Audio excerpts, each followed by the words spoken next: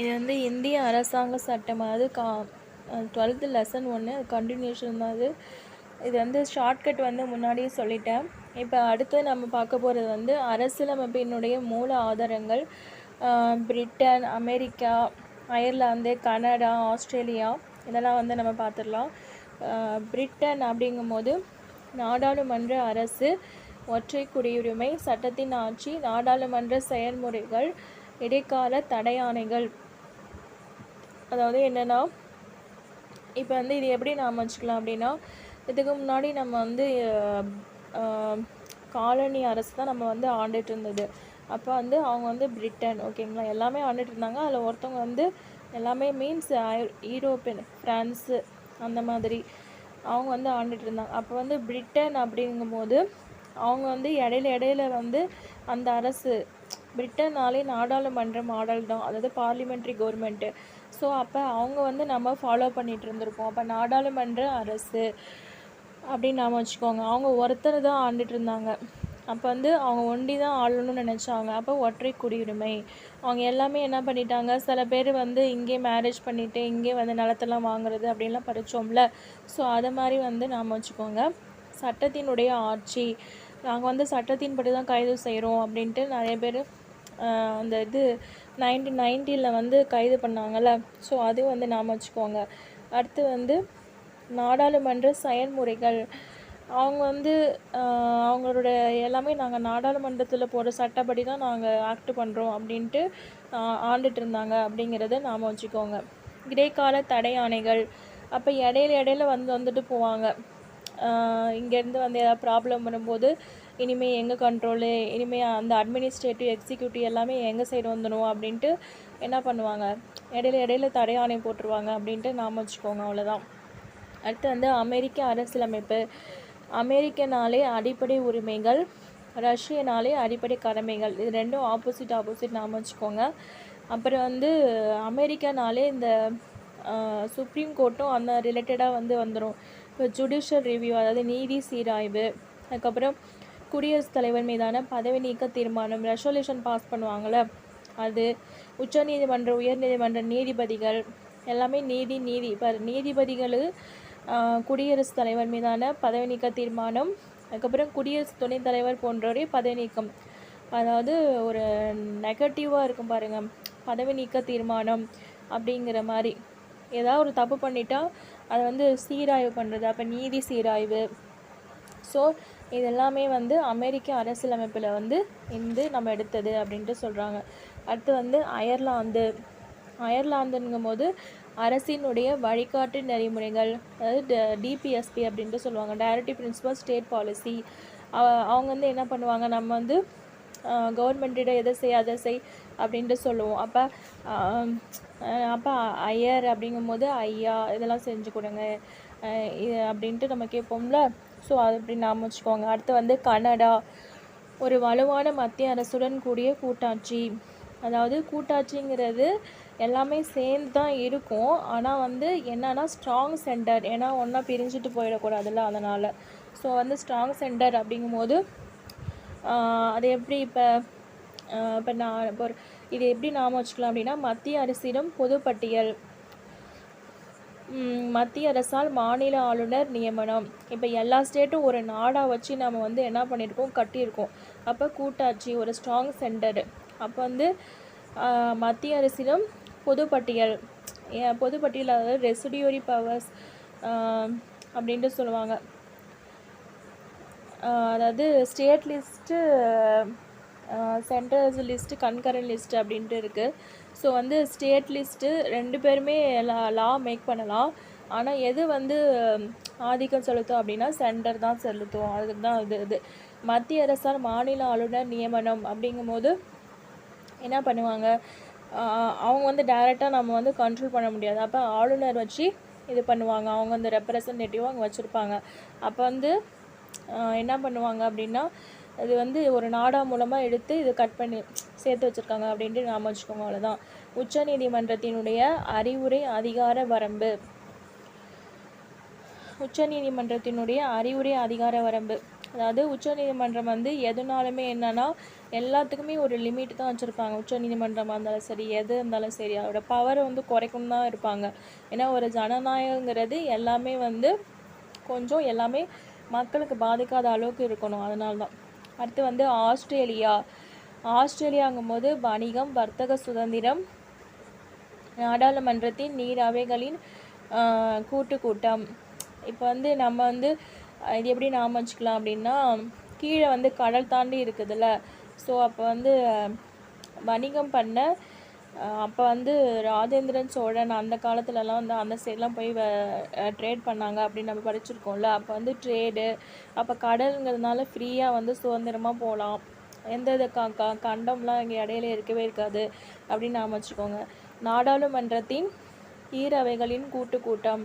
So அங்கே வந்து ஏதாவது ஒரு பிரச்சனைனா இங்கேருந்து ஜாயின் பண்ணி ஏதாவது பேசிக்கலாம் அப்படின்ட்டு நாம் வச்சுக்கோங்க. அவ்வளோதான். அடுத்து வந்து ஜெர்மனி வெய்மர் அரசமைப்பு. இது வந்து எப்படி நாம் வச்சுக்கலாம், நெருக்கடி நிலை காலத்தில் அடிப்படை உரிமைகளை வந்து பறிச்சிடுவாங்க. அதாவது இப்போ நம்ம இக்கட்டான சமயத்தில் யாராவது நம்ம மணி நம்மக்கிட்ட கொடுத்துருந்தாங்க அப்படின்னா அதை வச்சுட்டு போமா அப்படின்ட்டு சொல்லுவாங்களே. அப்போ நம்மக்கிட்ட இருக்கிற எல்லா வந்து பறிச்சிடுறாங்க.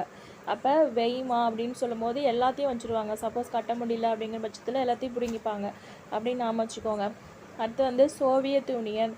இது வந்து எப்படி நாமிச்சிக்கலாம், அங்கே வந்து அடிப்படை உரிமைகள் அப்படின்னா அதுக்கு ஆப்போசிட் வந்து அடிப்படையினுடைய கடமைகள் அப்படின்னு நான் வச்சுக்கோங்க. அவ்வளோதான். அங்கே வந்து ஜுடிஷியல் ரிவ்யூ அப்படின்னா இங்கே நீதியினுடைய மாண்புகள் அப்படின்ட்டு நாம் வச்சுக்கோங்க. அவ்வளோதான். முகப்புரையில் என்ன சேர்த்துருப்பாங்க, சமூக, சோஷியல், எக்கானமிக், பொலிட்டிக்கல் அப்படின்ட்டு சேர்த்துருப்பாங்க. அது அடிப்படை கடமைகள் வந்து 42வது உறுதிப்படுத்தப்பட்டது.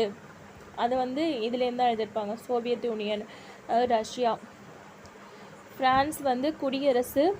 அப்போதைக்கு 1991 முன்னாடி வரைக்கும் சோவியத் யூனியன் தான் இருக்கும். அதுக்கப்புறம் வந்து டிஸ்இன்டகிரேட் ஆகிடும் ரஷ்யா அப்படின்ட்டு. ஃப்ரான்ஸ் அப்படிங்கிற போது குடியரசு, முகப்புரை, சுதந்திரம், சமத்துவம், சகோதரத்துவம்.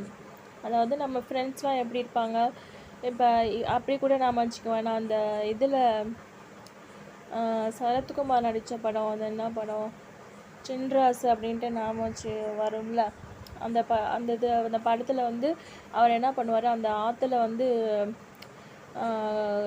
குடிச்சிட்டு இருப்பார். எப்போ பார்த்தாலும் சுதந்திரமாக ஊர் சுற்றிட்டு இருப்பார். ஒரு மணிவண்ணன் கூட ரொம்ப சகோதரன் மாதிரி பழகுவார் அப்படிங்கிறத நாம் வச்சுக்கோங்க. அவ்வளோதான். அடுத்து வந்து தென்னாப்பிரிக்கா அப்படிங்கிறது அரசியலமைப்பு திருத்த முறை, மாநிலங்களவை உறுப்பினர்கள் தேர்வு. இப்போ நம்ம ஏதாவது திருத்தணும் அப்படிங்கும் போது நம்ம என்ன யாரோட இன்டர்வென்ஷன் இருக்கக்கூடாது. அப்போ ஃப்ரீயாக இருக்கணும். அப்போ ஆப்பிரிக்கா ஃப்ரீ அப்படின்ட்டு நாம் வச்சுக்கோங்க. அப்போ வந்து அப்படி இல்லைன்னா இப்படி கூட நாம் வச்சுக்கோங்க. இப்போ வந்து மாநிலங்களவை உறுப்பினர்கள் தேர்வா, ஸோ என்ன பண்ணுவாங்க, நம்ம வந்து இப்போ நம்ம ஆந்திரா ஸ்டேட்டு நம்ம எடுத்துப்போமே. அப்போ நம்ம என்ன பண்ணுவோம், மொட்டை எடுக்க திருப்பதி போவோம். அப்போ அது வந்து ஒரு ஸ்டேட்டு தானே. அப்போ மாநிலங்கள் உறுப்பினர்கள் இது மக்கள். ஸோ அங்கே வந்து நம்ம என்ன பண்ணுவோம், போய் முடி வந்து திருத்தம் செஞ்சுக்குவோம். அது மொட்டை அடிச்சுக்குவோம். திருத்தம்ங்கிறது ஆல்டர் பண்ணுறது தானே, அது கட் பண்ணுறது தானே. இது வந்து ஃப்ரீயாக வந்து திருத்தணும் அப்படின்ட்டு ஒரு சட்டமே போடுற மாதிரி ஞாபகம் வச்சுக்கோங்க. இது வந்து கொஞ்சம் கேவலமாக தான் இருக்குது. அம்பேத்கர் அவர்களே எங்களை மன்னித்து விடுங்கள் அப்படின்ட்டு நான் அவர்கிட்ட கேட்டுக்கிறேன். அடுத்து வந்து இறுதிப்படுத்தப்பட்ட திருத்தப்பட்ட வரைவு 1950 ஜனவரி 26 அன்று நடைமுறைக்கு வந்தது. ஸோ அந்த நாளை தான் நம்ம என்ன பண்ணுறோம், நம்ம வந்து குடியரசு தினமாக நம்ம கொண்டாடுறோம். ஓகேங்களா. அப்போ குடியரசு தினம் வந்து யார் வந்து கொடியேற்றுவா, இவர் குடியரசுத் தலைவர் வந்து கொடியேற்றுவார் அப்படின்ட்டு நாம் வச்சுக்கோங்க. அப்படி தான். ஸோ கான்ஸ்டியூஷனுக்கு ஹெட்டுங்கிறது அவர் தான்.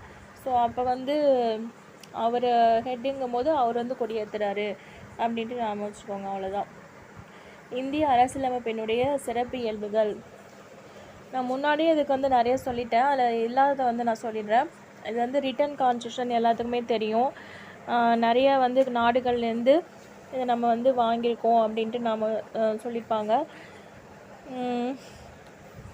இது என்ன சொல்லியிருக்காங்க, உலகிலே நீளமான எழுதப்பட்ட அரசியலமைப்பு மாநிலங்கள், மத்திய அரசு மற்றும் அவற்றுக்கு இடையிலான உறவுகள் குறித்த பல்வேறு விதிகளை கொண்டுள்ளது.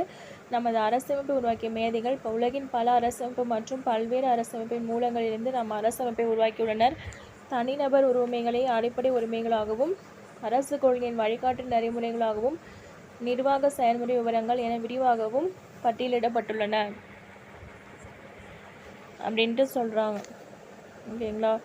அதாவது என்ன சொல்கிறாங்க, நம்ம வந்து நிறைய சோர்சஸ்லேருந்து நம்ம இதை வாங்கியிருக்கோம் அப்படின்ட்டு சொல்கிறாங்க. தனிநபர் உரிமைகளை அடிப்படை உரிமைகளாகவும் அரசு கொள்கைகளின் வழிகாட்டு நெறிமுறைகளாகவும் நிர்வாக செயல்முறை விவரங்கள் என விரிவாகவும் பட்டியலிடப்பட்டுள்ளன. அதாவது இந்த கான்ஸ்டியூஷனோட கட்டமைப்பு பகுதி எது அப்படின்னா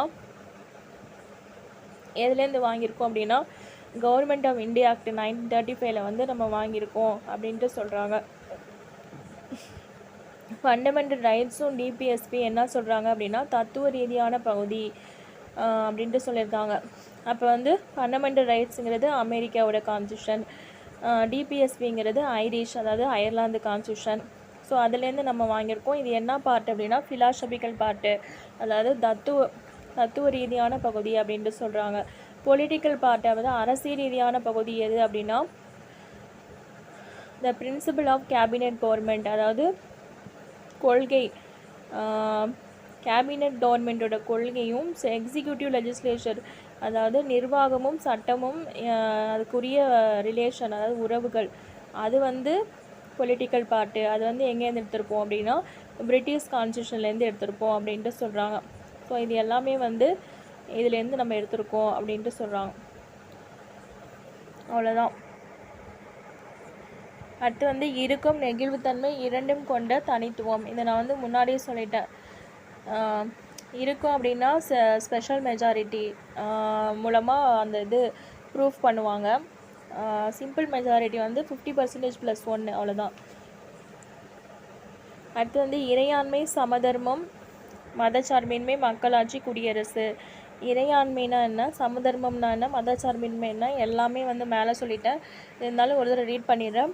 வயது வந்த அனைவருக்கும் வாக்குரிமை வழங்கப்பட்டு தேர்ந்தெடுக்கப்படும் மக்கள் பிரதிநிதிகள் மூலம் மக்களை இந்தியாவை ஆள்கிறார்கள். ஸோ வந்து பவர் வந்து யார் கையில் இருக்குது, மக்கள் கையில் தான் இருக்குது. இந்தியா வந்து ஒரு இறையாண்மை கொண்ட அரசு என்றால் தனது உள்நாட்டு வெளிநாட்டு விவகாரங்களை எந்த விதமான வெளிநாட்டின் தலையீடு இன்றி நிர்வகிப்பது. ஸோ சமதர்மம் அப்படிங்கிற சொல் வந்து 42வது திருத்த சட்டம் மூலம் இணைக்கப்பட்டுள்ளது. இந்தியாவில் சமதர்மம், முதலாளித்துவம் ஆகிய பொருளாதாரங்கள் இணைந்த கலப்பு பொருளாதார முறை கடைபிடிக்கப்படுகிறது. இந்தியாவை பொறுத்தவரை மதச்சார்பின்மை என்பது இந்தியாவில் அரசு மதம் என்கிறது ஒன்றே கிடையாது, எல்லா மதமும் சமமாக அங்கீகரிக்கப்பட்டுள்ளன என்பதாகும். இந்திய குடியரசு என்பது இந்தியாவில் முடியரசு மூலமாக அல்லாமல் தேர்தல் மூலமாக அரசின் தலைவர் தேர்ந்தெடுக்கப்படுகிறார் என்பதாகும். அதாவது இந்திய குடியரசு ரிபப்ளிக்ங்கிறது முடியரசு மூலமாக மொனாட்சி, அதாவது மொனாட்சியல் ஹெட் கிடையாது, தேர்தல் மூலமாக தேர்ந்தெடுக்கப்படுகிறார் அப்படின்ட்டு சொல்கிறாங்க. ஓகேங்களா?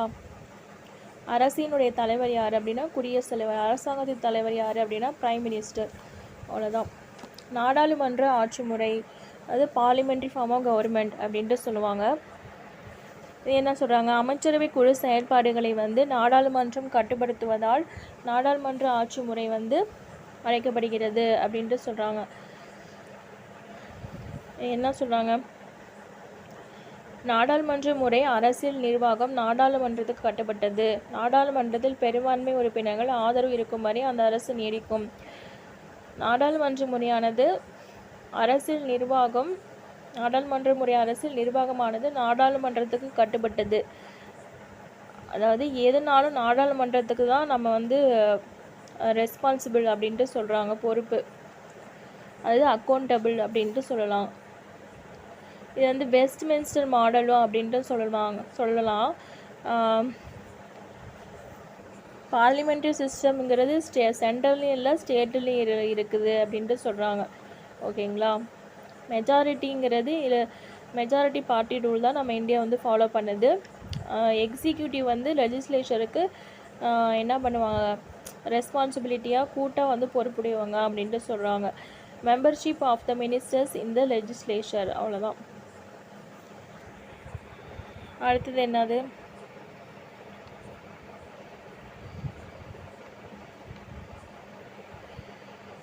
பெரும்பான்மை உறுப்பினர்கள் ஆதரவு இருக்குமாதிரி அந்த இப்போ ஏதாவது நம்ம அதை பில் பாஸ் பண்ணி நம்பிக்கையில் மோஷன் நம்ம பாஸ் பண்ணிட்டோம் அப்படின்னா அது வந்து அந்த அரசு நீடிக்காது. ஸோ வந்து நீங்கள் வந்து மெஜாரிட்டி வந்து ப்ரூஃப் பண்ணணும், ஓகேங்களா? அப்போ வந்து இருக்கும் வரை அந்த அரசு ஆனது நீடிக்கும் அப்படின்ட்டு சொல்கிறாங்க.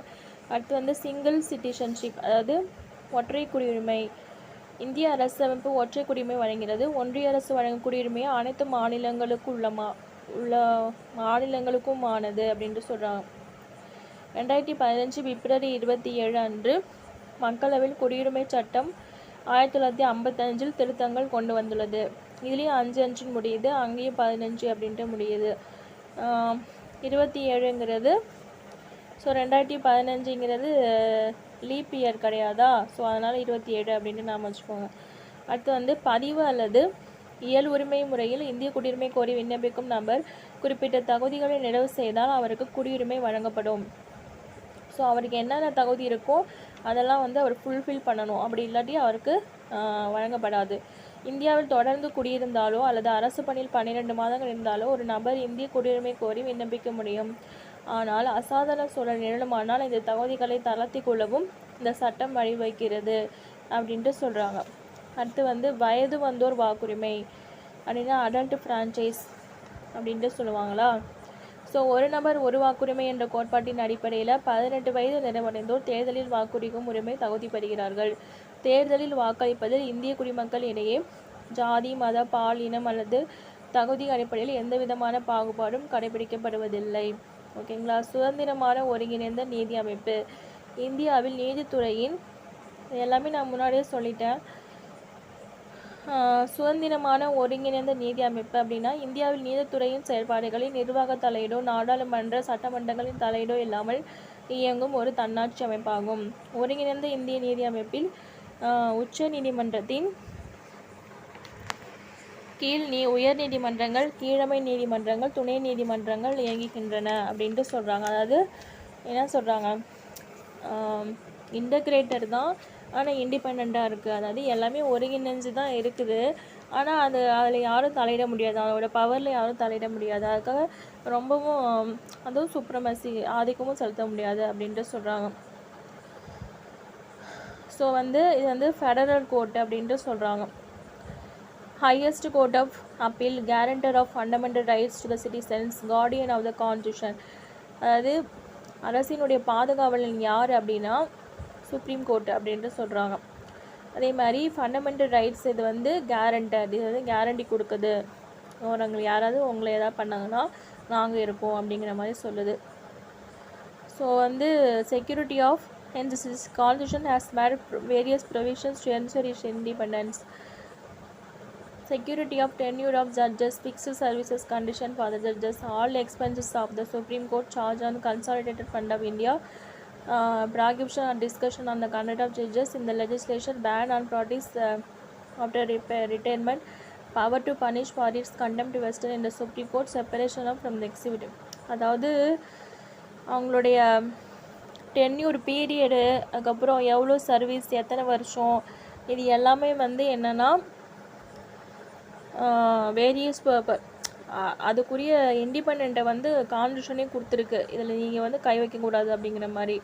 ஸோ எல்லா எக்ஸ்பென்சஸ் வந்து எதில் இருக்குது அப்படின்னா கன்சாலிடேட்டட் ஃபண்ட் ஆஃப் இந்தியாவில் இருக்குது அப்படின்ட்டு சொல்கிறாங்க. அவ்வளோதான். அடுத்து வந்து அடிப்படை உரிமைகள். ஒவ்வொரு தனிநபரும் குறிப்பிட்ட அடிப்படை உரிமைகளை அனுபவிப்பதே அடிப்படை கொள்கையாகவே அரசியலமைப்பு அவங்களுக்கு எப்படி இண்டிபெண்டன்ஸ் கொடுத்துருக்கோ அதே மாதிரி தனி மனிதனுக்கு ஒரு உரிமையை வந்து கொடுத்துருக்கு அப்படின்னு சொல்கிறாங்க. இந்திய அரசியலமைப்பு பகுதி 3 அடிப்படை உரிமைகளுக்கான பிரிவுகள் கூறப்பட்டுள்ளன. அடிப்படை உரிமைகள் 6 தலைப்புகளில் வகைப்படுத்துள்ளன. இது நமக்கு வந்து எல்லாமே தெரியும். ரைட் டு ஈக்குவாலிட்டி, அதாவது சமத்துவத்திற்கான உரிமை. அப்புறம் வந்து ரைட் டு ஃப்ரீடம், சுதந்திரத்துக்கான உரிமை. அடுத்து வந்து ரைட் அகெயின்ஸ்ட் எக்ஸ்ப்ளாய்டேஷன், சுரண்டப்படுவதற்கு எதிரான உரிமை. Right to freedom of religion, மத வழிபாட்டுக்கான உரிமை. மற்றும் கல்வி பண்பாட்டு உரிமை அப்படிங்கும்போது கல்ச்சுரல் எஜுகேஷனல் ரைட்டு. அப்புறம் ரைட் டு கான்ஸ்டியூஷனல் ரெமடிஸ், அதாவது அரசியலமைப்பு படி நிவாரணம் கோரும் உரிமை அப்படின்ட்டு சொல்கிறாங்க. தொடக்கத்தில் சொத்து உரிமை மறுப்பு 31 ஆவின் கீழ் வழங்கப்பட்டிருந்தது. அதன்படி சொத்து உரிமையும் அடிப்படை உரிமையாக இருந்துச்சு. அதுக்கப்புறம் வந்து 44வது திருத்த சட்டம் சொத்து உரிமை அடிப்படை உரிமையிலிருந்து நீக்கிவிட்டு 300A ஆக சேர்த்தது. இதன் மூலம் சொத்து உரிமை சட்ட உரிமையாக கருதப்படுகிறது. ஸோ வந்து இப்போ வந்து லீகல் ரைட்டாக போயிட்டுது, கோர்ட்டு மூலமாக தான் நீங்கள் அதை போகலாம். ஓகேங்களா. அது வந்து இந்திய அரசியலமைப்பு வழங்கியுள்ள அடிப்படை உரிமைகள் நீதிமன்றத்தால் நிலைநாட்டுபவை. ஒரு நபர் தமது அடிப்படை உரிமைகள் மீறப்பட்டுள்ளதாக கருதுவாரானால் நீதிமன்றத்தினை நாடி நிவாரணம் அடைய முடியும். இதனையொட்டி நேரடியாக உச்ச நீதிமன்றத்தை நாடும் பொறுப்பு. ஸோ மற்றதெல்லாம் வந்து கீழே இருக்கிற கோர்ட் வந்து இது வந்து சர்டிஃபை பண்ணி அனுப்புவாங்க இந்த கேஸ் அப்படின்ட்டு. பட் இது வந்து அடிப்படை உரிமைகள் அப்படின்னு சொல்லும்போது நீ டைரெக்டாக வந்து சுப்ரீம் கோர்ட்டை வந்து நாடலாம் அப்படின்ட்டு சொல்கிறாங்க. மக்களுக்கான அரசியல் நீதியை வந்து இது உறுதிப்படுத்துகிறது. ஸோ இந்தியாவில் அடிப்படை உரிமைகள்ங்கிறது முழுமையானது கிடையாது. நாட்டின் பாதுகாப்பு தேவை கருத்தில் கொண்டு உகந்த தடைகள், அதாவது இதுலேயுமே ரெஸ்ட்ரிக்ஷன் இருக்குது. நீங்கள் வந்துட்டீங்க அப்படிங்கிறதுக்காக நாங்கள் வந்து அதுக்கும் வந்து உங்களுக்கு ஃபேவராக சொல்ல மாட்டாங்க. எல்லாமே நாட்டினுடைய பாதுகாப்புன்ட்டே வந்திருக்கும். ஏன்னா சும்மா வந்து சொல்லிட முடியாது. ஓகேங்களா. ஸோ அதனால் அதுக்கும் தடைகள் விதிக்கப்படலாம் அப்படின்ட்டு சொல்கிறாங்க. அவ்வளோதான்.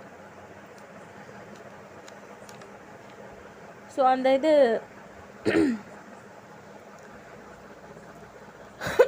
அடுத்து வந்து கல்வி உரிமை. இந்திய அரசியலமைப்பு உறுப்பு 21A, அதாவது 21A 86வது திருத்தம் வந்து 86. அது வந்து 8லேருந்து 6 போச்சுன்னா 2 அப்போ 2 நடுவில் 00. அவ்வளோதான். இந்திய அரசியலமைப்பு உறுப்பு 6 முதல் 14 வயது வரையான அனைத்து சிறார்களுக்கும் இலவச கட்டாய கல்வி உரிமை கொடுக்கணும். இதை அமலாக்கும் வகையில் மாநிலங்கள் விதிகளை வகுத்து கொள்ளலாம்.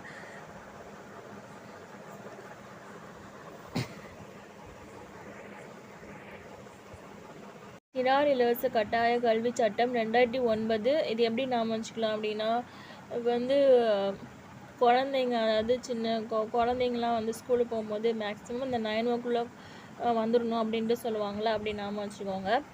ஏன்னா 8:45 அப்படிங்கிறது கண்டிப்பாக நம்ம நாம வச்சுக்க முடியாது, அது இங்கே வரவே வராது. அப்போ 9ங்கிறது அப்ராக்சிமேட்டாக வச்சுக்கலாம். ஓகேங்களா. ஸோ அப்போ வந்து அந்த டைம்குள்ளே வந்து படிக்கணும் அப்படின்ட்டு நாம் வச்சுக்கோங்க. அவ்வளோதான். ஸோ அரசினுடைய அடுத்தது வழிகாட்டு நெறிகள். அரசாட்சி தொடர்பாக அரசு கடைபிடிக்க வேண்டிய எல்லாத்துக்குமே வந்து சொல்லியிருப்பாங்க. இப்போ வந்து நமக்கு ஒரு தனி மனிதனுடைய உரிமையை பறித்தாலும் வந்து கான்ஸ்டியூஷனில் வந்து அதுக்கு என்ன இருக்குது அப்படின்ட்டு சொல்லியிருப்பாங்க. கவர்மெண்ட் நீங்கள் வந்து என்ன செய்யணும் ஒரு அப்படிங்கிறதையும் அரசை வழிகாட்டு நெறிமுறையாக சொல்லியிருப்பாங்க. அதே மாதிரி நம்ம இண்டிவிஜுவலாக நம்ம வந்து நாட்டுக்கு என்ன பண்ணணும், நாடு வந்து நமக்கு ஏதாவது தீங்கு நடந்துச்சுன்னா கோர்ட்டுக்கு போகலாம். அதே நாட்டுக்கு நம்ம என்ன செய்கிறோம் செய்ய வேண்டியதுங்கிறது அடிப்படை கடமையில் வந்து சொல்லியிருப்பாங்க. அவ்வளோதான். ஸோ இந்திய அரசியலமைப்பின் தனித்தன்மை வாய்ந்த கூறுகளில் ஒன்று அரசு கொள்கை வழிகாட்டு நெறிமுறைகள் என்ற பகுதியாகும். இதனை இந்தியாவில் சமூக பொருளாதார நீதியை வந்து நிலைநாட்டும் வண்ணம் அரசு அவற்றை அமலாக்கம் செய்வதற்கான வழிகாட்டு நெறிகள் எனலாம். இப்போ எஸ்சி எஸ்டிக்கு அவங்க வந்து ஒரு சொசைட்டியில் ஒரு அங்கம் தான் அவங்களும். ஸோ அவங்களுக்கு வந்து நிறைய வந்து கொடுக்குறாங்க, அதே மாதிரி பெண்களுக்கு கொடுக்குறாங்க. ஸோ அதனால் அவங்க எக்கனாமிக்கலாக வந்து மேலே வருவாங்க அப்படிங்கிறது தான். அவ்வளோதான்.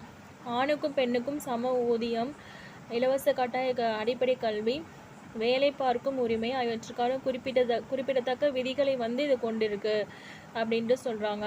அது எந்தெந்த ஆர்டிக்கல் அப்படிங்கிறது பின்னாடி வந்து நம்ம டிபிஎஸ்பி வந்து படிக்கும்போது படிப்போம்.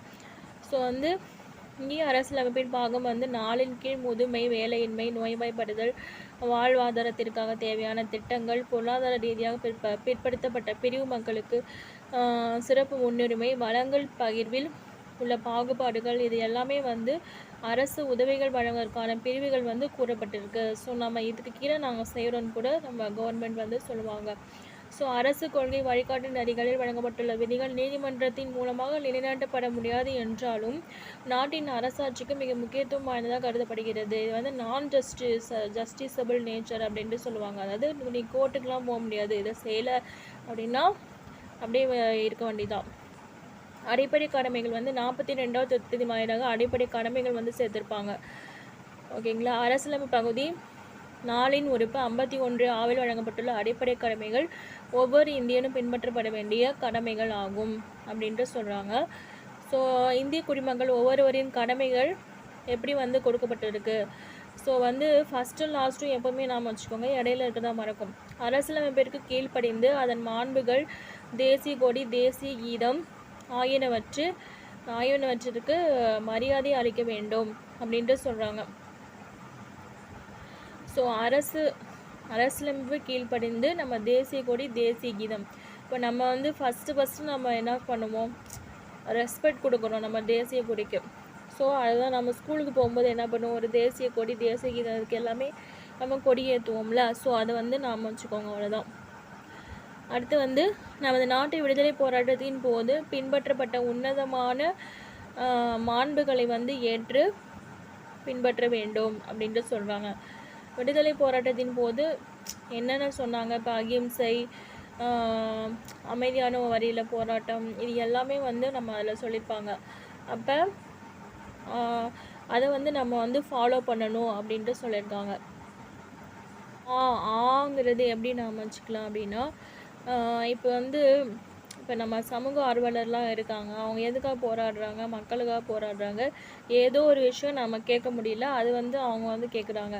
அப்போ விடுதலை போராட்டத்தின் போது பின்பற்றப்பட்ட உன்னதமான மாண்புகள், அதாவது அவங்களுக்கு அது எது வந்து அஃபெக்ட் ஆகுதோ அதை கேட்குறாங்க. அப்போ போராட்டம் பண்ணுறாங்க அப்படின்ட்டு நாம் வச்சுக்கோங்க. அடுத்தது வந்து இந்தியாவில் இறையாண்மை, ஒற்றுமை, ஒருமைப்பாடு அப்படின்ட்டு சொல்கிறாங்க. அப்படிங்கும்போது இந்தியா இறையாண்மை அப்படின்ட்டு நாம் வச்சுக்கோங்க, அவ்வளோதான். ஈங்கும்போது தேவையான காலங்களில்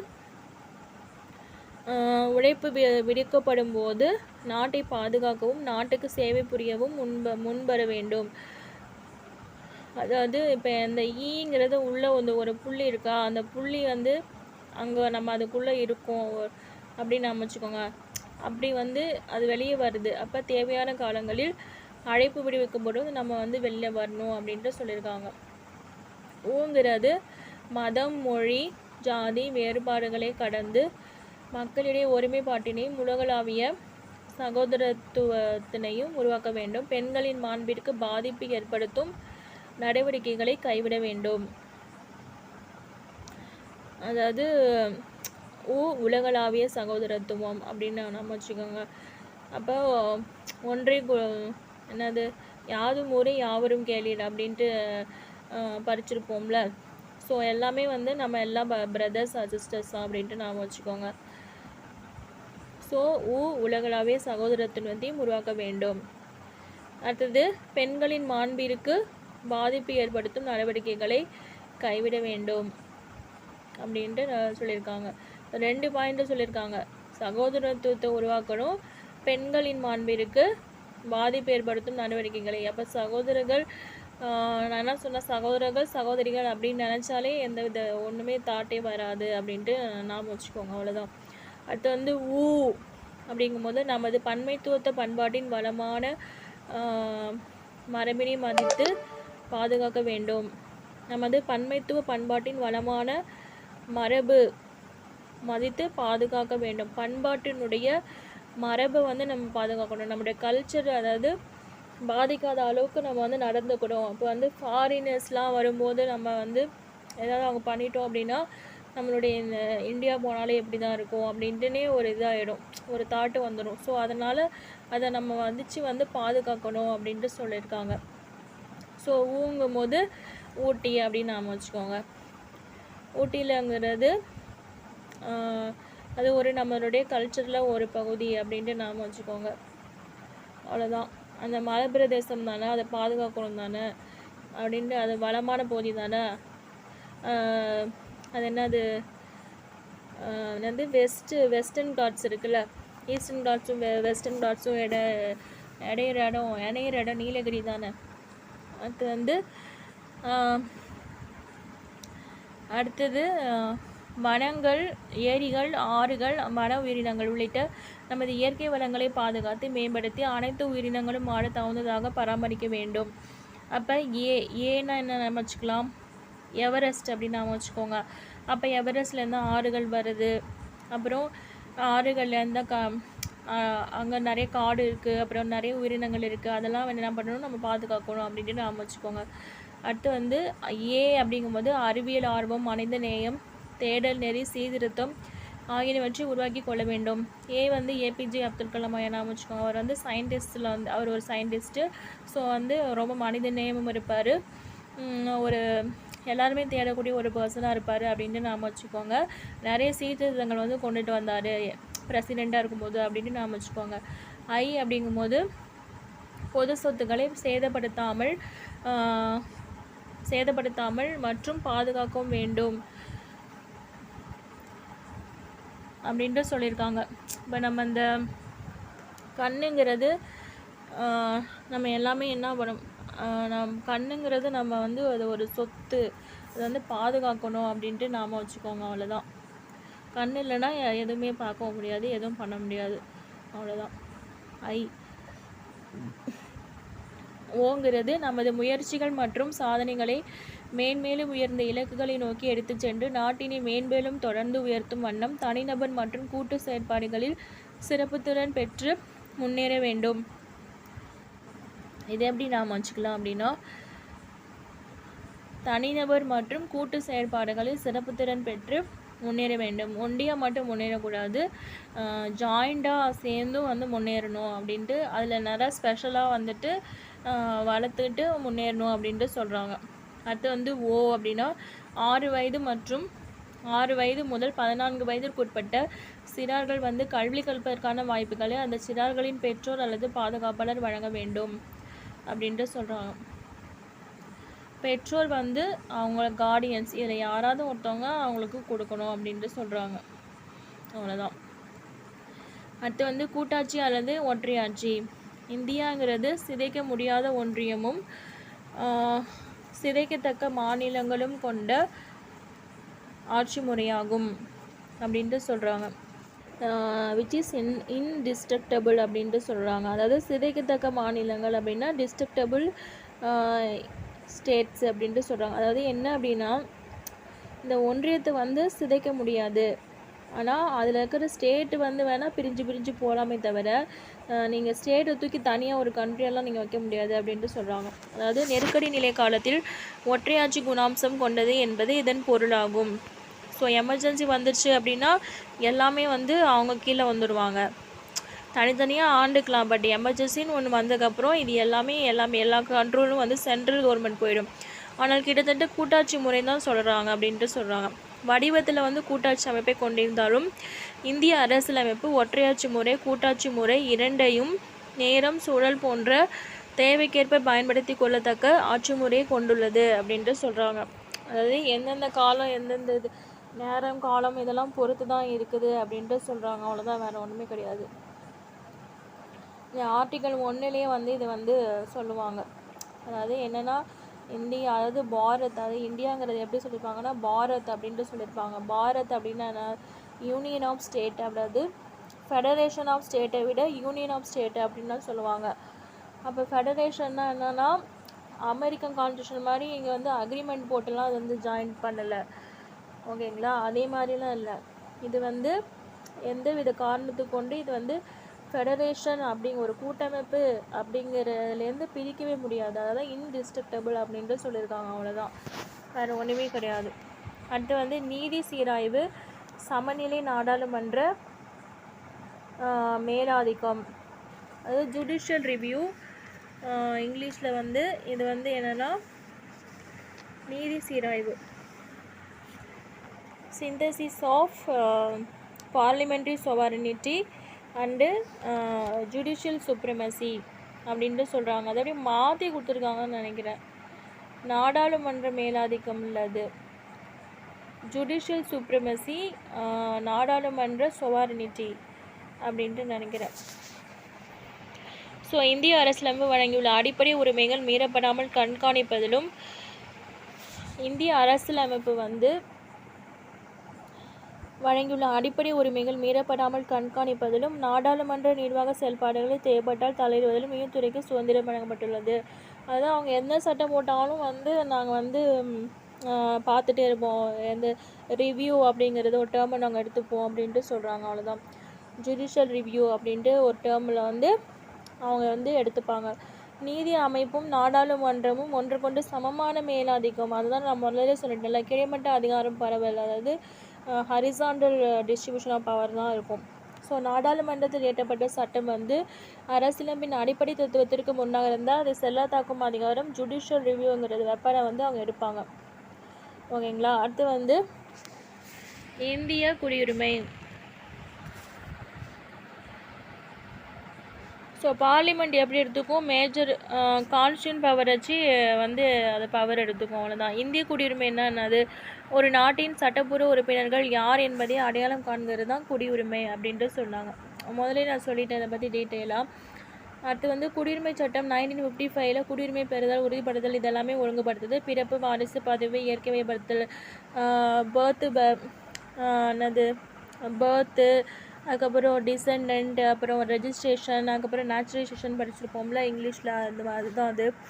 ஸோ வந்து குடியுரிமை பெற இந்திய அரசியலமைப்பு வழிவகை செய்துள்ளது. குறிப்பிட்ட சூழ்நிலைகளில் குடியுரிமை விலக்கி கொள்ளும் ரத்து செய்யும் விதிகள் வந்து இருக்குது.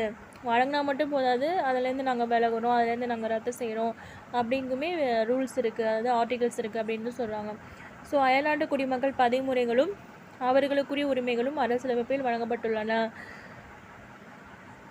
ஃபாரின் சிட்டிசன் அவங்க எப்படி ரெஜிஸ்ட்ரேஷன் பண்ணணும், அவங்களுக்கு என்ன ரைட்ஸ் இருக்குது, இது எல்லாமே வந்து இதுலேயும் கொடுத்துருக்காங்க அப்படின்ட்டு சொல்கிறாங்க. அடுத்து வந்து இந்தியாவில் நாடாளுமன்ற மக்களாட்சி. ஆர்டிகல் 79 கீழே இந்திய ஒன்றியத்தின் நாடாளுமன்றம் குடியரசுத் தலைவர் மற்றும் ஈரவைகளை கொண்டது. ஸோ பார்லிமெண்ட் அப்படின்னா யார் வருவாங்க, இது அடிக்கடி கேட்குற கொஸ்டின் வந்து இது. ஈரவைகள் வந்து மாநிலங்களவை, மக்களவை. ஸோ வந்து பிரசிடெண்ட், இன்னொன்று என்னது லோக்சபா, ராஜ்யசபா அப்படின்றே கொடுத்துருவாங்க. அது ஆன்சர். ஒரு கூட்டாட்சி நாடாளுமன்றம் ஈரவை கொண்ட அமைப்பாக இருக்க வேண்டும் என்ற தேவையின் அடிப்படையில் ஏற்கப்படுகிறது. மேலவை என்று அழைக்கப்படும் மாநிலங்களவை மாநிலங்களின் பிரதிநிதித்துவம், கீழவை என்று வரும் மக்களவையை மக்கள் பிரதிநிதித்துவம் கொண்டவையாகும். ஈரவைகளும் தன் இயல்பில் செயல்பட்டு மாநிலங்களின் ஒன்றிய ஒருமைப்பாடு ஆகியவற்றை பாதுகாத்து பராமரிக்கின்றன. இப்போ ஏதாவது ஸ்டேட்டு ஒரு சப்ஜெக்ட் எதாவது எடுத்தோம் அப்படின்னா ராஜ்யசபா வந்து இம்பார்ட்டண்ட்டாக ரோல் ப்ளே பண்ண, அவ்வளோதான். அதாவது நாடாளுமன்றம், குடியரசுத் தலைவர், மாநிலங்களவை, மக்களவை. குடியரசுத் தலைவர் வந்து நாடாளுமன்றத்தின் அவைகளின் உறுப்பினர்கள் மற்றும் மாநில ஒன்றிய ஆளுகைக்கு உட்பட்ட பகுதி சட்டமன்ற. என்னது இது,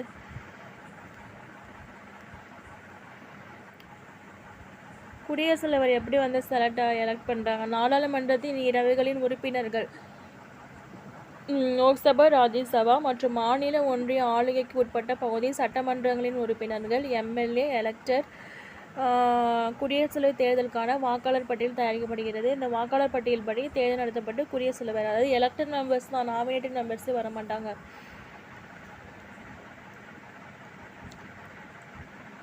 அடுத்து வந்து குடியரசுத் தலைவர் எலெக்ஷன் சொன்னால அதில் எலெக்டட் மெம்பர்ஸ் அப்படின்னு சொன்னால அதில் வந்து யூனியன் டெரிட்டரிஸ் வருவாங்க. அதாவது டெல்லி, புதுச்சேரி, இப்போ வந்து ஜம்மு அண்டு காஷ்மீரும் வந்து வருது. ஸோ அதுவும் வந்து யூனியன் டெரிட்டரிஸ். இதில் வந்து எலெக்டட் மெம்பர்ஸ் வந்து இருப்பாங்க. ஸோ அதுலேயும் வந்து பார்ட்டிசிபேட் பண்ணுவாங்க. இம்பீச்மெண்ட்டுக்கு வந்து மெம்பர்ஸ் மட்டும்தான், அதாவது பார்லிமெண்ட் மட்டும்தான் வந்து பார்ட்டிசிபேட் பண்ணுவாங்க. இந்த நாமினேட்டட் மெம்பர்ஸ் வந்து பார்ட்டிசிபேட் பண்ண மாட்டாங்க. எந்த nominated members of either house of parliament can participate in the impeachment though அதாவது nominated members பார்லிமெண்ட்டில் வந்து நாமினேட் மெம்பர்ஸ் இருப்பாங்களே அவங்க வந்து எலெக்ஷனில் வந்து பார்ட்டிசிபேட் பண்ண மாட்டாங்க. ஆனால் இம்பீச்மெண்ட், அதாவது பதவி நீக்க இது இருக்குல்ல, அதில் வந்து பார்ட்டிசிபேட் பண்ணுவாங்க. ஆனால் எம்எல்ஏஸ் வந்து ஸ்டேட்டோட எலெக்டடோ ஸ்டேட்டோட நாமினேட்டட் மெம்பர்ஸ் யாருமே வந்து பார்ட்டிசிபேட், ஃபுல்லாக வந்து என்னது பார்லிமெண்ட் மட்டும்தான். ஏன் அவங்களெல்லாம் சேர்த்துக்கிட்டு அப்படின்ட்டு நினைக்கிறாங்களே என்னவோ தெரியல. அடுத்து வந்து ஸோ மாநிலங்களவை 238 உறுப்பினர்கள் மாநிலங்கள் மற்றும் ஒன்றிய ஆளுகைக்கு உட்பட்ட. ஸோ இதில் வந்து யூனிட்டட் டெரிட்டரிஸ் வரும், டெல்லி வரும், புதுச்சேரி வரும். 238 உறுப்பினர்கள் மாநிலங்கள் மற்றும் ஒன்றிய ஆளுகைக்கு உட்பட்ட பகுதி சட்டமன்றங்கள் மூலம் தேர்ந்தெடுக்கப்படுகின்றன. இதை தவிர 12 உறுப்பினர்களை குடியரசுத் தலைவர் நியமனம் செய்கிறார். 238 உறுப்பினர்கள் வந்து சட்டமன்றத்தின் மூலம் தேர்ந்தெடுக்கிறாங்க. 12 உறுப்பினர்கள் வந்து குடியரசுத் தலைவர் நியமனம் செய்கிறாரு. நிரந்தரமான அமைப்பு கலைக்கப்பட முடியாது. மாநிலங்களவை உறுப்பினர்களுடைய காலம் வந்து 6 ஆண்டுகள். மொத்த மாநிலங்களவை உறுப்பினர்களும் 1/3 உறுப்பினர்கள் 2 ஆண்டுகளுக்கு வந்து ஒரு முறை தேர்ந்தெடுக்கும் வகையில் மாநிலங்களவை தேர்தல் நடைபெறுகிறது அப்படின்ட்டு சொல்கிறாங்க. ஸோ வந்து 2/3 உறுப்பினர்கள் வந்து 2 வருஷத்துக்கு வந்து ஒரு முறை வந்துகிட்டே இருப்பாங்க. அப்போ அது கண்டினியூஸாக இருந்துக்கிட்டே இருப்பாங்க. அதனால தான் நிரந்தரமான அமைப்பு. 5 வருஷம் முடிஞ்சிட்டு உடனே போயிட்டு திரும்ப வர்றதுக்கு அப்படி கிடையாது, மாற்றி மாற்றி வந்துகிட்டே இருப்பாங்க. அடுத்து வந்து மக்களவை வந்து மொத்த உறுப்பினர்கள் வந்து 545, 543 உறுப்பினர்கள் தேர்ந்தெடுக்கப்பட்ட மக்கள் பிரதிநிதிகள், 2 உறுப்பினர்கள் வந்து ஆங்கிலோ இண்டியன்ஸு. ஸோ 5 ஆண்டுகள் குடியரசுத் தலைவர் மக்களவை கலைக்கும் அதிகாரம் பெற்றுள்ளார். அவ்வளோதான். ஆங்கிலோ இண்டியன்கிறது பிரசிடெண்ட்டால் அப்பாயிண்ட் பண்ணுறதுங்கிறது இப்போதைக்கு நீக்கிட்டாங்க 104 அமெண்ட்மெண்ட் ஆக்ட் படி. ஸோ வந்து 2020 ஜனவரி 25 வந்து இது வந்து எண்ட் ஆயிடுச்சு அப்படின்ட்டு சொல்கிறாங்க. அதுக்கப்புறம் வந்து எஸ்சி எஸ்டிக்கும் வந்து இடஒதுக்கீடு இருக்கும் அந்த இது பார்லிமெண்ட்டில். ஸோ அதில் வந்து எக்ஸ்டெண்ட் பண்ணியிருக்காங்க 2030 வரைக்கும். அவ்வளோதான். அடுத்து வந்து இதில் ஆர்டிகல் 331ங்கிறது பிரசிடெண்ட் வந்து 2 நாமினேட்டட் மெம்பர்ஸ் அப்பாயிண்ட் பண்ணுவார் அப்படின்ட்டு இருக்கும். ஆர்டிகல் 331. ஆர்டிகல் 333ங்கிறது ஆளுநர் வேணும்னா வந்து ரெப்ரசன்ட் பண்ணிக்கலாம் ஒரு மெம்பர் அப்படிங்கிறத சொல்லும். அடுத்து வந்து அவ்வளோதான். இது ரெண்டும் வந்து ரிலேட்டடாக இருக்கும்.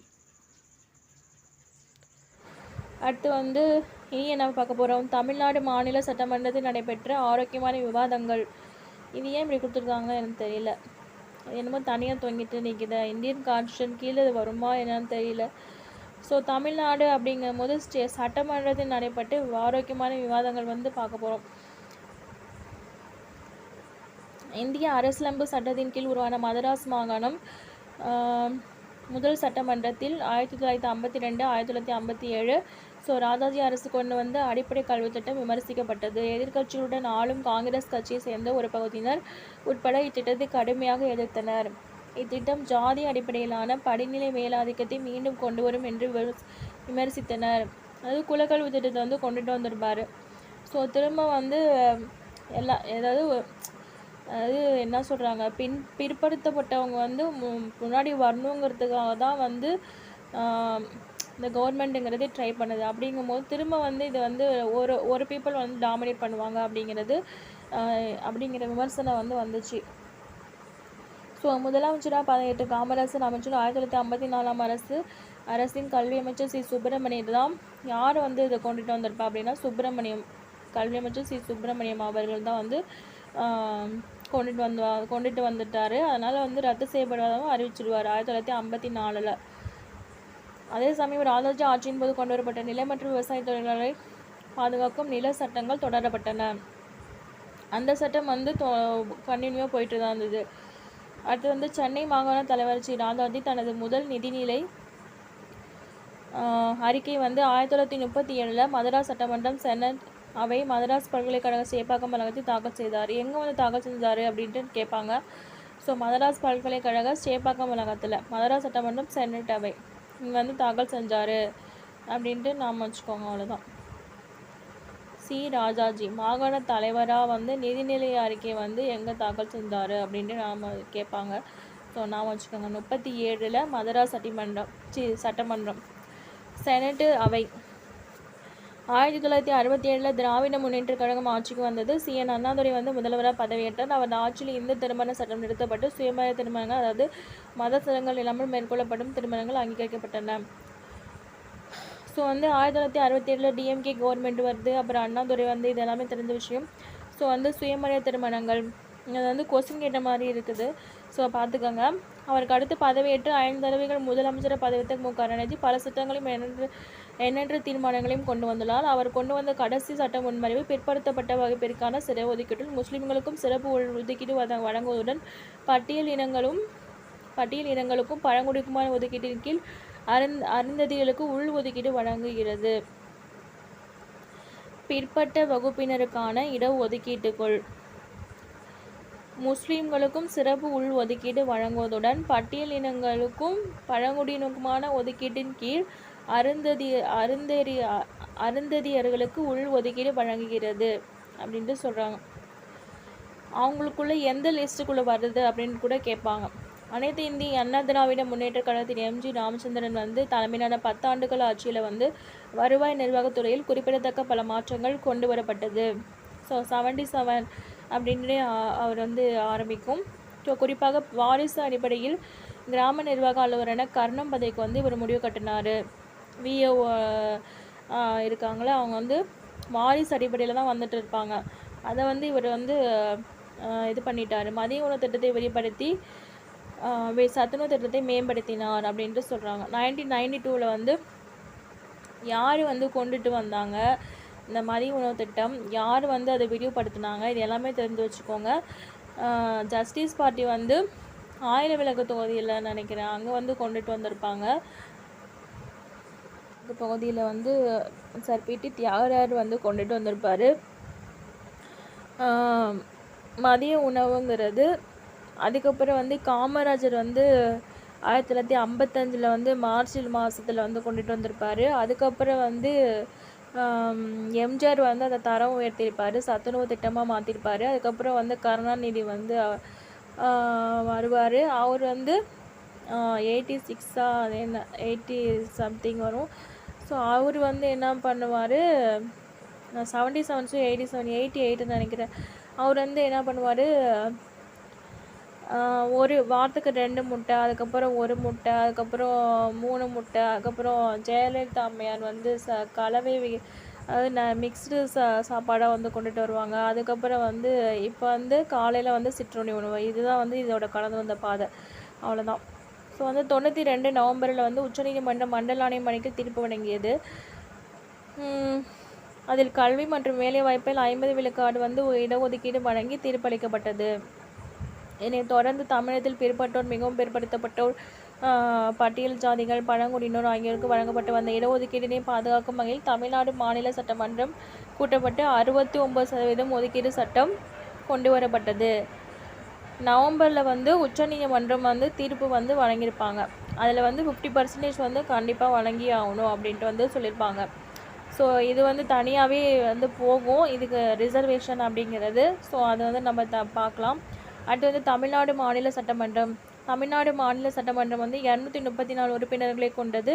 189 உறுப்பினர் பொது தொகுதியிலிருந்தும் 45 உறுப்பினர்கள் தனி தொகுதியிலும் தேர்ந்தெடுக்கப்படுகின்றனர். சட்டமன்றத்தின் முதல் கூட்டத்தொடர் முதல் பொது தேர்தலை தொடர்ந்து 3/5/1952 அன்று தொடங்கியது. எப்போ வந்து பொது தேர்தல் தொடர்ந்து எப்போ வந்து கூட்டம் கூட்டினாங்க அப்படின்ட்டு நாம் வச்சுக்கோங்க. 5/3 அது 5ல் 3 போச்சுன்னா 2, அதுதான் கடைசியாக இருக்குது 52 அப்படின்னு நாம் வச்சுக்கோங்க. அவ்வளோதான். அரசியலமைப்பு உறுப்பு 333 கீழ் ஆங்கிலோ இந்திய பிரதிநிதி ஒருவர் ஆளுநரால் நியமிக்கப்படுகிறார். எந்த உறுப்பின் கீழே வந்து நியமிக்கப்படுகிறார்? அவ்வளோதான். 6/4/2021 அன்று தமிழக சட்டமன்றத்திற்கு பொது தேர்தல் நடந்ததை ஒட்டி 16வது தமிழக சட்டமன்றம் 7/5/2001 அமைக்கப்பட்டது. பொது தேர்தல் எப்போ வச்சாங்க? அதனால 16 தமிழக சட்டமன்றம் என்று அமைக்கப்பட்டது. சும்மா அதை பார்த்துக்கோங்க. அவ்வளோதான்.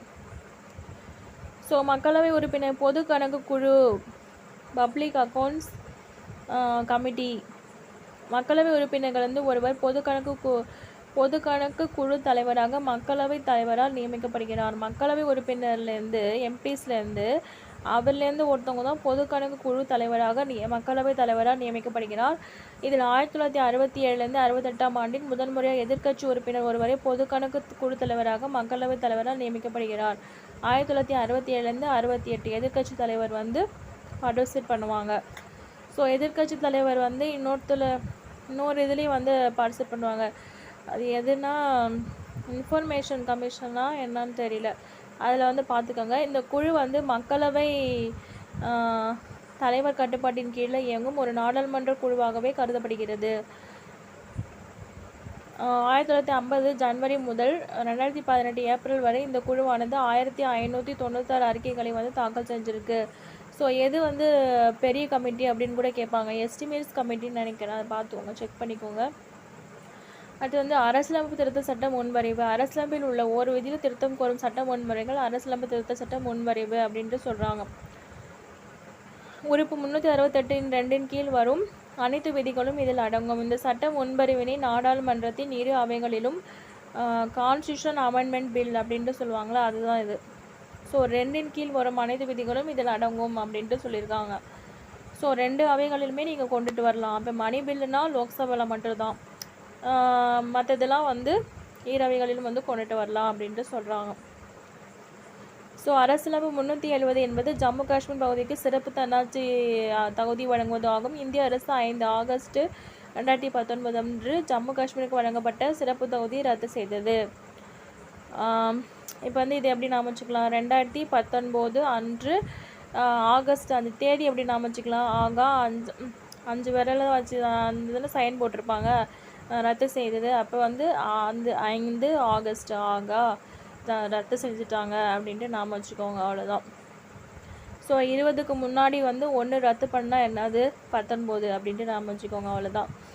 சங்கரலிங்கனார் வந்து காந்திவாதியும் இந்திய விடுதலைக்காக போராடிய தமிழ் வீரரும் ஆவார். 1895 விருதுநகர் மாவட்டம் மண்மலைமேடு கிராமத்தை சார்ந்த கருப்பசாமி வள்ளியம்மாளுக்கு மகனாக பிறந்தார். ஸோ வந்து 95 வந்து விருதுநகர் மாவட்டத்தில் வந்து பிறந்திருப்பாங்க. மண்மலைமேடு கருப்பசாமி வள்ளியம்மாளுக்கு மகனாக பிறந்தார். 1970 வந்து இந்திய தேசிய காங்கிரஸில் வந்து இணைகிறாரு. அப்போ வந்து ராஜாஜியின் மீது ஏற்பட்ட ஈர்ப்பால் வந்து விடுதலை போராட்டத்தில் ஸோ வந்து இவர் தான் இணைகிறாரு. அப்புறம் சங்கரலிங்கனாருங்கிற ஒருத்தர் வந்து இந்திய தேசிய காங்கிரஸில் வந்து இணைகிறாரு அப்படின்ட்டு நாம் வச்சுக்கோங்க. 7 நாளும் வேலை செய்யணும் அப்படிங்கிறது நாம் வச்சுக்கோங்க. 7 நாளும் அவர் ஒருத்தர் தான் வேலை செய்யணும். அப்போ 17 இந்திய தேசிய காங்கிரஸில் வந்து இணைகிறாரு. ராஜாஜியின் மீது ஏற்பட்ட ஈர்ப்பால் வந்து விடுதலை போராட்டத்தில் பங்கேற்ற சங்கரலிங்கனார் 1930 வந்து காந்தியடியுடன் தண்டி உப்பியா இது நமக்கு தெரியும் 30ங்கிறது அதில் வந்து கலந்துக்கிறாங்க. மதராஸ் மாநிலத்திலிருந்து தெலுங்கு பேசும் மக்களை பிரித்து சென்னை தலைநகராக கொண்டு தனி மாநிலம் அமைக்க வேண்டும் என்று பொட்டி ஸ்ரீராமுலு 1952 உண்ணாவிரத போராட்டம் நடத்தினார். இவர் வந்து பொட்டுன்னு போனதுனால தான் அதுக்கப்புறம் தான் வந்து இது வரும், ஸ்டேட்டை பிரிக்கணும். அதாவது அது வந்து எப்படி வந்து பிரிக்கலாம், லிங்குஸ்டிக் பேஸ் பண்ணி பிரிக்கலாமா, இல்லை வந்து ரீஜனை பகுதி வச்சு வந்து பிரிக்கலாமா, இல்லை மொழி வச்சு எதை வச்சு பிரிக்கிறது அப்படிங்கிறது எல்லாமே குழுவாக வச்சு போடுவாங்க. ஸோ அது வந்து இவர் வந்து 1952 பொட்டுன்னு போயிட்டார், அவ்வளோதான். அதான் பொட்டி ஸ்ரீராமுலு. இது தொடர்ந்து பெயர் மாற்று பிரச்சனை வந்து எழுந்தது. இது தொடர்ந்து 1956 மதராஸ் மாநிலத்தை தமிழ்நாடு என பெயர் மாற்றம் செய்ய வேண்டும் என கோரி சங்கரலிங்கனார் உண்ணாவிரதம் போராட்டம் தொடங்கினார். ஸோ 1956 மதராஸ் மாநிலம் வந்து தமிழ்நாடு அப்படிங்கிறத மாற்றணும் அப்படின்ட்டுங்கிறது இவர் தான் வந்து உண்ணாவிரதத்தை தொடங்குறாரு. ஸோ அதன்படி தான் வந்து தமிழ்நாடுன்னு யார் மாற்றிருப்பா, அவர் வந்து அண்ணா அவர்கள். ஸோ பெயர் மாற்றம் உள்ளிட்ட 12 கோரிக்கைகளை வலியுறுத்தி 1956 ஜூலை 27 விருதுநகரில் தனது உண்ணாவிரத போராட்டத்தை தொடங்கினார். ஸோ அவர் பிறந்த ஊரிலே வந்து தொடங்குறாரு 1956 ஜூலை 27. இந்த உண்ணாவிரத போராட்டம் வந்து 75 நாட்களே கடந்தது. ஸோ எத்தனை நாட்கள் கூட கேட்டிருக்காங்க, எந்த தேதியில் வந்து ஸ்டார்ட் பண்ணார் அப்படின்லாம் கேட்டிருக்காங்க. ஸோ இது ரெண்டுமே நாம் வச்சுக்கோங்க. உடல் நலிவுற்றதால் கடந்தது. சங்கரலிங்கனார் வந்து உண்ணாவிரத போராட்டத்தை கைவிடும்படி அண்ணாதுரை இவங்கெல்லாம் வந்து சொல்லின் செல்வர் வந்து சொல்லின் செல்வரா மாப்போ சிவஞானம் சொல்லின் செல்வரில் சிலம்பு என்னதோ ஆரம்பிக்கும் ஜீவானந்தம் ஆகியோர் வேண்டுகோள் விடுத்தும் அவர் ஏற்கவில்லை. ஸோ 1956 அக்டோபர் 13 உண்ணாவிரத போராட்டத்தின் 76வது நாள் சங்கரலிங்கனார் வந்து உயிர் நீங்கிறாரு. எப்போ ஆரம்பித்தார் அப்படின்னா ஜூலையில் 27 ஆரம்பிக்கிறாரு. 1956 அக்டோபர் 13 என்ன பண்ணுறாரு, இறந்துடுறாரு அப்படின்ட்டு நாம் வச்சுக்கோங்க, அவ்வளோதான். ஸோ 76வது நாள் இறக்குறாரு. 75 நாள் உண்ணாவிரதம் மேற்கொள்கிறாரு. ஸோ மதராஸ் மாகாணத்தை தமிழகம் என பெயர் மாற்ற கோரி தியாகி சங்கரலிங்கனார் 76 நாட்கள் உண்ணாவிரதம் இருந்து உயிர் வைத்தார். ஸோ பெயர் மாற்ற சட்டம் வந்து 14 ஜனவரி 1969 தமிழ்நாடு என பெயர் மாற்றம் செய்யப்பட்டது. ஸோ அண்ணா அவர்கள் தான் வந்து மாற்றிருப்பார். ஜனவரி 14 அது பொங்கலுக்கு அப்படின்ட்டு நாம் வச்சுக்கோங்க. அது வந்து காந்தி வழியில் உண்ணா நோன்பு. மேக்ஸிமம் இந்த 14ங்கிறது போகி பண்டிகையாக இருக்கும், பழையன கழிஞ்சு புதுசு வருது. ஸோ அப்போ வந்து பழைய இது ஸ்டேட்டு போயிட்டு புதுசாக தமிழ்நாடுன்னு வளரட்டும் அப்படிங்கிறதுக்காக வச்சுருப்பாருன்னு நினைக்கிறேன். காந்தி வழியில் உண்ணா நோன்பு இருந்து உயிர் வைத்தவர் அப்படின்ட்டு நாம் வச்சுக்கோங்க, அவ்வளோதான். தேர்வு குழுவில் குறைந்த எண்ணிக்கையில் உறுப்பினர்களை குறிப்பிட்ட காரணத்திற்காக நியமிக்கப்பட்டிருப்பர். இந்த தேர்வு குழு முறை வெஸ்ட்மின்ஸ்டர் நாடாளுமன்ற மக்களாட்சி முறையிலிருந்து பிறந்தது அப்படின்ட்டு சொல்லியிருக்காங்க. மாநிலங்களவை விதிகள் மற்றும் நடைமுறையின் உறுப்பு 125 கீழ் எந்த ஒரு குறிப்பிட்ட சட்ட முன்வரையும் தேர்வு குழுக்கு அனுப்பும்படி எந்த ஒரு உறுப்பினரும் தீர்மானம் கொண்டு வர முடியும். தீர்மானம் ஏற்றுக்கொள்ளப்பட்டால் அந்த சட்ட முன்வரைவு தேர்வு குழுவின் பரிசீலனைக்கு அனுப்பப்படும். இவ்வாறு தீர்மானம் கொண்டு வருவதற்கு தேர்வுக்குழு மொத்த உறுப்பினர்களில் 1/3 குறைந்தபட்ச உறுப்பினர்களாக அவையில் இருப்பது அவசியம். இவ்வாறு முன்மொழியப்படும் தீர்மானத்தின் மீது வாக்கெடுப்பு வெற்றி தோல்வியின்றி முடிந்தால் அவைக்கு தலைமையேற்பவரின் முடிவே இறுதி முடிவாகும். சட்ட முன்வரைவில் குறிப்பிடப்பட்டுள்ள ஏதேனும் ஒரு அம்சம் குறித்து ஆய்வு செய்யப்பட வேண்டுமெனில் அதற்கென ஒரு துணை குழுவை தேர்வுக்குழு அமைத்து கொள்ளலாம். இந்த செயல்முறையில் ஏதேனும் கேள்விகள் எழுந்தால் அதனை மாநிலங்களவை தலைவர் பார்வைக்கு கொண்டு செல்ல வேண்டும். அவரது முடிவு இறுதியானது. ஒரு சட்ட முன்வரைவு ஒரு அவையில் நிறைவேற்றப்பட்டு மற்றொரு அவையில் நிராகரிக்கப்படும் போதும் அல்லது ஏதேனும் ஒரு ஆட்சேபனை எழுப்பப்படும் போதும் அல்லது 6 வாரத்திற்கு அதிகமாக இழுபறி நிலை நீடிக்கும் பொழுதும் குடியரசுத் ஈரவைகளின் கூட்டத்தில் கூட்டு தீர்வு காணலாம். அந்த முன்வரைவு அமர்ந்துள்ள ஈரவைகளின் மொத்த உறுப்பினர்களில் பெரும்பான்மை வாக்குகளை பெற்றால் அந்த முன்வரைவு நிறைவேற்றப்படும். ஆனால் பண முன்வரைவு அல்லது அரசியலமைப்பு திருத்த சட்டம் ஆகியவற்றின் போது இதுபோன்று கூட்டத்தினை கூட்டி சட்டமாக இந்திய அரசியலமைப்பு அனுமதிக்கவில்லை அப்படின்ட்டு சொல்கிறாங்க.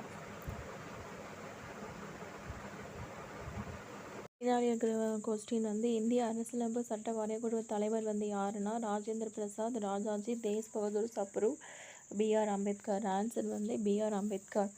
இந்தியாவை பொறுத்தவரை நாடாளுமன்ற அரசாட்சியில் கீழ்காணும் கோட்பாடுகளில் எது பின்பற்றப்படுகிறது? அமைச்சரவை உறுப்பினர்கள் அனைவரும் நாடாளுமன்ற உறுப்பினர்களா? நாடாளுமன்றத்தின் நம்பிக்கையை நீடிக்கும் வரை அமைச்சர்கள் பதவி வகிப்பாங்க. அமைச்சரவை அரசின் தலைவரால் தலைமை தாங்கப்படுகிறது அப்படின்ட்டு கேட்டிருக்காங்க. ஆன்சர் 1, 2 மட்டுமா, 3 மட்டுமா, 1, 2, 3 மட்டுமா, 3மேவா அப்படின்னு கேட்டிருக்காங்க. ஆன்சர் 1, 2. அதாவது எல்லாமே நாடாளுமன்ற உறுப்பினர்கள் தான் இருப்பாங்க. அதுலேருந்து தான் அமைச்சரவை உறுப்பினர்கள் செலக்ட் பண்ணுவாங்க. அது கேபினெட்டு மினிஸ்டர். அவங்க நம்பிக்கையை நீடிக்கும் வரை அமைச்சர்கள் பதவி வகிப்பாங்க. அதே மாதிரி அரசின் தலைவருங்கிறது குடியரசுத் தலைவர். ஸோ அவர் தலைமை வைக்க மாட்டார். அரசாங்கத்தின் தலைவர் அதாவது பிரதமர். அதாவது அரசியலமைப்பை இறுதிப்படுத்த அடுத்த கொஸ்டின். அரசியலமைப்பை இறுதிப்படுத்த அரசமைப்பு நிர்ணய சபை எவ்வளோ காலம் எடுத்துக்கொண்டது? 1949 சுமார் 6 மாதங்கள். 1947 ஆகஸ்ட் 15 சுமார் 2 ஆண்டுகள். 1948 நவம்பர் 26 முதல் சரியாக 1 ஆண்டு. 1946 டிசம்பர் 9 முதல் சுமார் 3 ஆண்டுகள். இப்போ ஆன்சர் இ நெடில் இ. அதாவது 1946 டிசம்பர் 9 முதல் சுமார் 3 ஆண்டுகள் அப்படின்ட்டு. சுமார் அப்படின்மா அப்ராக்சிமேட்டாக. அப்போ என்னென்னா 2 years 11 months 18 days கரெக்டாக ஆச்சு அப்படின்ட்டு சொல்கிறாங்க. மதராஸ் மாநிலம் எப்போது தமிழ்நாடு என பெயர் மாற்றம் பெற்றது? ஆன்சர் 1969. ஆன்சர் 1969. அறிஞர் அண்ணா தான் மாற்றிருப்பார். இந்தியா ஒரு இறையாண்மை, சமதர்மம், மத சார்பின்மை, மக்களாட்சி, குடியரசு நாடு என்று கூறும் அரசியலமைப்பின் பாகம் எது? அந்த மதராஸ் மாநிலம் அப்படிங்கிறது January 14 அப்படின்னு நினைக்கிறேன். பார்த்து செக் பண்ணிக்குவோம். இந்தியா ஒரு இறையாண்மை. அது இந்த மாதிரி லைன்ஸ் கொடுத்துட்டாங்களே நாளே முகப்புரை அப்படின்ட்டு ஆன்சர். அடுத்து முகப்புரையில் இடம்பெறும் நாம் இந்திய மக்களாகிய நாம் அப்படின்ட்டு தான் வரும். ஸோ அப்போ இந்திய மக்கள் அப்படி அதாவது ஆன்சரு. கீழ்காணும் சொற்கள் முகப்புரையில் எந்த வரிசையில் இடம்பெற்றுள்ளன அப்படின்னு கேட்டிருக்காங்க. இங்கே என்ன கொடுத்துருக்காங்க? மக்களாட்சி, சமதர்மம், இறையாண்மை, மதச்சார்பின்மை, குடியரசு அப்படின்ட்டு கொடுத்துருக்காங்க. அப்போ ஆன்சர் என்னது? ஃபஸ்ட்டு அதாவது இறையாண்மை. இறையாண்மைன்னு என்னது? சொவார்னிட்டி. ரெண்டாவது சமதர்மம் அப்படிங்கும்போது சோஷலிஸ்ட் அப்படின்ட்டு அர்த்தம். சோஷலிஸ்ட். அடுத்தது 4 மதச்சார்பின்மை, செக்யூலர் அப்படின்ட்டு சொல்கிறாங்க. அடுத்து ஃபஸ்ட்டு டெமோக்ரஸி, அதாவது மக்களாட்சி. 4வது குடியரசு. ஸோ மக்களாட்சிங்கும்போது மக்களுடைய முதல் சிட்டிசன் அப்படிங்கும்போது யார்? ரிபப்ளிக். அதாவது அவர் யார்? குடியரசுத் தலைவர் அப்படின்ட்டு நாம வச்சுக்கோங்க. அப்போ மக்களாட்சி, குடியரசு பக்கத்தில் வரும் அப்படின்ட்டு நாம வச்சுக்கோங்க. அப்போ ஃபஸ்ட்டு சோவாரின், அப்புறம் சோசலிஸ்டம், அப்புறம் வந்து செக்யூலர். ஃபஸ்ட்டு சோபாரி நமக்கு வந்து முதல்ல அவங்கள்ட்டேருந்து விடுபடணும் அப்படின்னா இறையாண்மைன்னு ஒன்று இருக்கணும். யாருமே ஃபஸ்ட்டு இங்கே உள்ளே வராதீங்க அப்படிங்கிறது தான். அப்போ சோபாரின் சோசலிஸ்டம் அப்படிங்கும்போது எல்லாருக்குமே எல்லாமே இது பண்ணணும், ரெண்டுமே டாமினேட் பண்ணக்கூடாது அப்படின்ட்டு சொல்கிறாங்க. ஓகேங்களா. அடுத்து வந்து செக்யூலருங்கிறது ப்ரூஃப் பண்ணுறாங்க. சமம்னு வந்துட்டா பிறகு நாங்கள் வந்து செக்யூலர் அப்படின்ட்டு சொல்லிட்டோம். அவ்வளோதான் ஆன்சர். அப்போ வந்து இந்த மாதிரி அரேஞ்ச் பண்ணி நாம் வச்சுக்கோங்க. அவ்வளோதான். மாநிலங்களவை உறுப்பினர்களின் எண்ணிக்கை வந்து 250.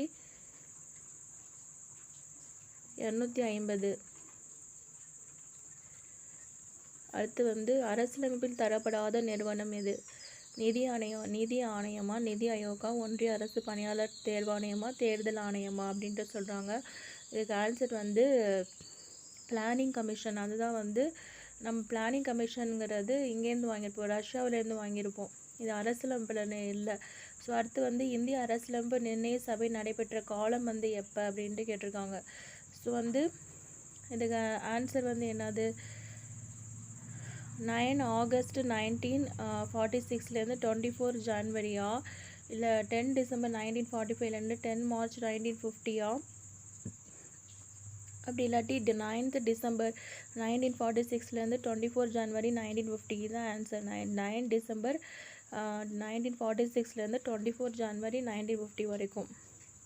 அந்த ஒரு நாள் கூட கொஞ்சம் ரெஸ்ட் எடுத்துக்கிட்டாங்க அப்படின்ட்டு நாம் வச்சுக்கோங்க. பட் 26 வந்து நம்ம வந்து நடைமுறைப்படுத்தினது, அதாவது ஏற்றுக்கிட்டது வந்து 1949 ஏற்றுருந்துருப்போம். ஆனால் இது வந்து நடைமுறைக்கு வந்தது அப்படிங்கிறது 24. ஓகேங்களா. அப்போ மேலவைங்கிறது மாநிலங்களவை. அடுத்தது இந்திய அரசியலமைப்பு உறுப்பு டேஷின் கீழ், இது முன்னாடி நான் சொல்லிட்டேன் வீடியோவில், 333 ஒரே ஒரு உறுப்பினர், அதாவது 333 ஆளுநர் வந்து நியமிக்கிறது வந்து ஒரு உறுப்பினர்கள் அப்படின்ட்டு சொல்கிறாங்க. அடுத்து வந்து தமிழ்நாடு மாநில சட்டமன்றத்தில் தேர்ந்தெடுக்கப்பட்ட உறுப்பினர்களின் எண்ணிக்கை எத்தனை அப்படின்னா 234. ஆன்சர் வந்து 234. அடுத்து வந்து 14 கொஸ்டின். 42வது அரசியலமைப்பு திருத்த சட்டம் ஒரு குறு அரசியலமைப்பு என்று குறிப்பிடப்படுகிறது. அதிகமான விதிகளை கொண்டு ஒருங்கிணைக்கப்பட்ட திருத்த சட்டம். அப்புறம் வந்து ஆமாம், அது மினி கான்ஸ்டியூஷன். நிறைய வந்து அமெண்ட்மெண்ட் இதில் வந்து இது பண்ணுவாங்க. ஸோ ரெண்டுமே சரி அப்படின்ட்டு சொல்கிறாங்க. அடுத்து வந்து இந்திய அரசியலமைப்பு மிக நெகிழ்வுத்தன்மை கொண்டது. இதுவரை அரசியலமைப்பு 100க்கு மேலே வந்து திருத்தியிருக்காங்க அப்படின்ட்டு சொல்கிறாங்க. ஸோ வந்து கூற்றும் காரணமும் சரிதான். வந்து கூற்றுக்கான சரியான விளக்கமும் இதுதான் அப்படின்ட்டு சொல்கிறாங்க. நெகிழ்வுத்தன்மை இருக்குது, ஃப்ளெக்சிபிளும் இருக்குது, ரிஜிடிட்டியும் இருக்குது. பட் மிக நெகிழ்வுத்தன்மை கொண்டதுன்னு சொல்லியிருக்காங்க. இதுக்கு வந்து எனக்கு கூற்றும் காரணமும் சரின்னு கொடுத்துருக்காங்க ஆன்சரு. ஸோ நெகிழ்வுத்தன்மை கொண்ட வச்சு 100க்கு மேலே திருத்திருக்காங்க அப்படிங்கிறது வேணால் மீனிங் கரெக்டாக இருக்கும். அவ்வளோதான். ஸோ இதில் வந்து பின்னாடி இருக்கிற கொஸ்டின் முடிஞ்சிச்சு. ஸோ தேங்க்யூ ஃபார் வாட்சிங். அடுத்து வந்து சட்டமன்றம் பார்ப்போம். சப்ஸ்கிரைப் பண்ண மறந்துடாதீங்க. லைக் பண்ணுங்கள், ஷேர் பண்ணுங்கள், சப்ஸ்கிரைப் பண்ணுங்கள். தேங்க்யூ.